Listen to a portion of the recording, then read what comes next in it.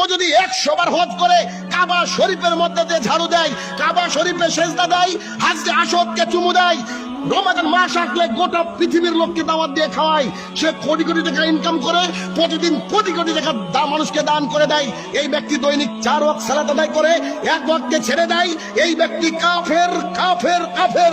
পৃথিবীর কোনো মুফতি মাওলানা থাকতে পারবে না, পৃথিবীর কোনো মুফতি মাওলানা টিকতে পারবে না আমার এই কথার সামনে।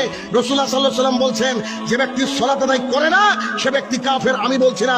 আল্লাহ রাসূল বলছেন, মান তারাকা সালাতার মুতাম্মিদান ফাকাদ কাফারা, যে ব্যক্তি ইচ্ছে করে 1 ওয়াক্ত সালাত ছেড়ে দিয়েছে এই ব্যক্তি কাফের। 1 ওয়াক্ত সালাত ছেড়েছে মানে নগদ বহু কাফের আমার সামনে বসে আছেন আপনারা। আপনার যদি লজ্জা লাগে, আপনার যদি 5 মানুষের হয়, আপনার যদি লজ্জা নামক আল্লাহ সেলটাকে যদি দিয়ে থাকেন যে আজকের পর থেকে আপনি সালাত আদায় করবেন কিয়ামত পর্যন্ত, করতেই হবে যে কোনো মূল্যে।